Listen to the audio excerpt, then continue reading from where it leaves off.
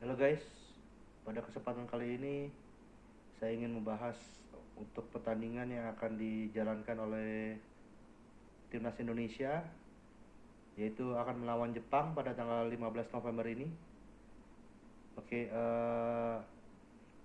saya punya analisa untuk pertandingan nanti Indonesia melawan Jepang. Saya rasa strategi yang akan dijalankan oleh Sintayong adalah eh, mungkin bertahan ya untuk menghadapi tim Jepang ini. Seperti kita tahu, tim Jepang ini sangat dominan ya di segala lini dibandingkan dengan tim Indonesia. Melihat pengalaman mereka yang sudah sering tampil di Piala Dunia, eh, saya, saya rasa akan tidak mudah untuk Indonesia untuk bisa melawan Jepang. Akan tetapi segala kemungkinan bisa terjadi guys, karena bola itu bundar kan, apapun bisa terjadi di lapangan. Seperti kita tahu, Indonesia sekarang total mengumpulkan hanya 3 poin dan berada di peringkat kelima, sementara di klasemen grup, dan Jepang sekarang di peringkat yang pertama. Oleh sebab itu, Indonesia jika ingin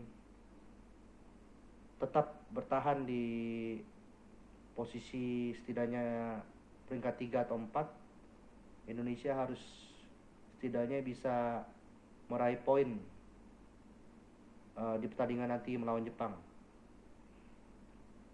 Setidaknya sekurang-kurangnya Indonesia harus bisa mengimbangi Jepang dengan mendapatkan 1 poin, dan kalau ada bonus mungkin Indonesia bisa mendapatkan 3 poin karena kita akan bertanding di kandang ya, di GBK Jakarta, yang pastinya akan banyak supporter yang akan hadir di GBK, juga termasuk saya. Mungkin saya akan juga menonton langsung ya nanti di GBK ya pada tanggal 15 November ini. Nah, kalau menurut saya untuk pertandingan kali ini Indonesia harus harus menurunkan komposisi pemain yang paling tepat ya. STI harus mampu meracik pemain yang paling tepat untuk pertandingan kali ini, karena seperti kita tahu melawan Jepang ini tidak mudah guys. Jadi STI harus bisa meramu strategi yang tepat untuk menghadapi Jepang ini. Seperti kita tahu, tim Jepang pasti akan menggunakan strategi menyerang, dan ini sudah mereka lakukan pada saat di 4 pertandingan yang sebelumnya ya. Jepang selalu tampil menyerang, yaitu pada saat melawan China, pada saat melawan Bahrain, dan pada saat melawan Arab Saudi ya. Itu Jepang selalu tampil menyerang. Dan kalau menurut saya Jepang juga pada saat melawan Indonesia, Jepang pasti akan menyerang juga, karena mereka juga poinnya belum aman untuk menuju Piala Dunia guys, karena total poin yang dia dapat baru 10 poin ya. Nah, jadi untuk tim Jepang pasti dia akan mencoba segala cara gimana caranya untuk menambah lagi 3 poin, dan ini yang harus diwaspadai oleh tim Indonesia pada saat nanti melawan Jepang nanti. Dan Indonesia kalau menurut saya juga jangan terlalu termakan oleh strategi Jepang, yaitu menyerang. Oleh sebab itu, kalau menurut saya Indonesia juga jangan tampil terlalu defensif ya kalau menurut saya ya. karena jika Indonesia bermain terlalu defensif itu juga akan merugikan tim Indonesia sendiri, karena dengan Jepang yang selalu menyerang, kemungkinan mereka bisa mencetak gol pun juga lebih banyak, guys. Jadi kalau menurut saya Indonesia di babak pertama yang terkhususnya, kalau menurut saya lebih baik bermain lepas saja sambil mencari celah gimana caranya untuk menyerang Jepang juga. Jadi kita jangan selalu bertahan aja kalau menurut saya, karena kalau kita terlalu bertahan juga itu juga lumayan berbahaya juga ya untuk tim Indonesia ya. Karena seperti kita tahu Jepang ini mereka sangat pandai ya dalam melakukan serangan, dan mereka juga sangat kompak antara lini tengah dan lini depannya, itu sangat kompak ya.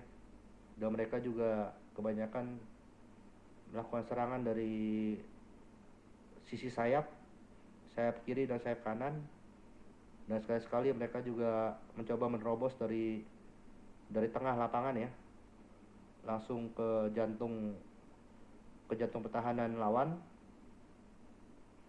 Jadi kalau menurut saya dengan taktik Indonesia yang terlalu bertahan itu juga sangat berbahaya bagi Indonesia. Karena seperti kita tahu, pemain Indonesia ini seringkali melakukan blunder ya. Ya seperti kita tahu di pertandingan yang terakhir, 2 gol China ke Indonesia itu adalah murni atas kesalahan pemain kita sendiri. Nah itu yang harus diminimalkan ya pada saat nanti melawan Jepang, yaitu meminimalkan segala kesalahan di lini belakang, meminimalkan blunder-blunder yang tidak perlu oleh pemain bertahan Indonesia, dan harus konsentrasi penuh jika melawan Jepang ini. Dan Indonesia juga harus berusaha tampil rapi ya, setidaknya harus bisa menahan bola di sisi tengah ya, di lapangan tengah. Indonesia harus bisa bertarung di sisi lapangan tengah. Jangan sampai bola itu mengalir ke jantung pertahanan Indonesia. Nah ini pekerjaan berat yang harus dilakukan oleh tim Indonesia, yaitu gimana caranya bertarung di lapangan tengah untuk memperebutkan bola sehingga ball possession ada di pihak Indonesia. Tentu ini pekerjaan yang tidak mudah, tapi saya rasa dengan pemain diaspora yang ada sekarang ini dan pengalaman mereka di pertandingan yang kemarin, saya rasa pemain Indonesia ini sudah lebih banyak pengalaman ya, apalagi setelah tim Indonesia sudah melawan Arab Saudi, Australia, Bahrain, dan China. Saya rasa mereka juga sudah menganalisa semua kelemahan dan kelebihan pemain Indonesia itu sendiri ya. Jadi kalau menurut saya strategi yang akan diterapkan oleh Sintayong ini adalah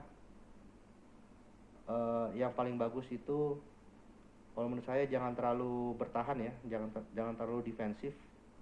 Jadi kita harus menahan laju pemain Jepang untuk menyerang kita. Dengan sekali-sekali kita mencari celah gimana caranya kita melakukan serangan balik.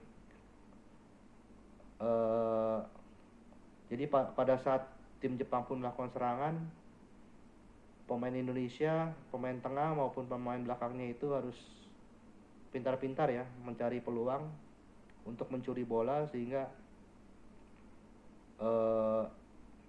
kita bisa melakukan serangan balik. Dan itu pun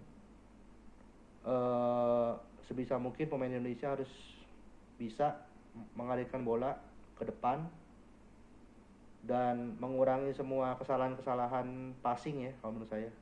Karena tim Indonesia seringkali mereka melakukan kesalahan passing bola karena menurut saya mereka belum terlalu kompak nih antar pemain diaspora ini, karena mereka juga baru beberapa kali bertanding bersama ya. Karena seperti kita tahu seperti Michel Gers, Tom Haye, J.I. Ses, Martin Paes, Ragnar Oratmangun, Ivan Jenner, dan pemain-pemain yang lainnya itu mereka juga baru beberapa kali bertanding bersama, dan menurut saya chemistry mereka belum terbentuk sempurna ya. Chemistry antar pemain itu belum terlalu sempurna, jadi ini tugas STY gimana caranya supaya mereka lebih kompak di lapangan dan supaya mereka tidak miskomunikasi ya. Jadi kita harus belajar dari tim Jepang gimana mereka, seperti kita tahu mereka ini karena mereka pengalaman sudah berkumpul lama, apalagi mereka sudah berpengalaman di Piala Dunia, pemain-pemainnya ini sepertinya sudah menyatu ya antar satu pemain dengan satu yang lainnya, chemistry-nya sudah menyatu. Dan ini yang tidak dimiliki oleh tim Indonesia kalau menurut saya. Dan ini yang harus disempurnakan oleh STY gimana caranya supaya mereka ini semuanya bisa lebih kompak. Jadi mereka juga tidak salah strategi dan tahu gimana caranya menyerang. Dan ini harus diperbaiki semuanya dari segala lini ya, dari lini pertahanan, gimana cara mengalirkan ke lini tengah, dari lini tengah gimana cara mengalirkan bola ke depan. Nah ini yang harus dimaksimalkan oleh STY sebelum pertandingan ini. Dan ini memang bukan pekerjaan yang gampang guys, karena apalagi kita melawan Jepang ya, yang kita tahu tim ini sangat superior ya dan unggul di segala lini ya. Jadi mereka sangat unggul di semua lini, bertahan di lini tengah maupun di lini serang mereka jauh lebih unggul daripada kita. Tapi kita pun tidak perlu takut guys, karena apapun bisa terjadi di lapangan. Karena tim sebesar apapun sebenarnya juga pasti ada titik lemahnya, dan ini yang harus dicari oleh STY. Seperti kita tahu ya, di pertandingan terakhir tim Jepang pun melakukan blunder ya pada saat melawan Australia. Pemain bertahannya itu melakukan blunder dengan melakukan gol bunuh diri. Nah, itu bertanda bahwa sehebat apapun tim itu pasti ada aja kekurangannya, dan semoga aja pada saat Indonesia bertanding melawan Jepang segala macam kekurangan tim Indonesia ini bisa diperbaiki lah oleh STY.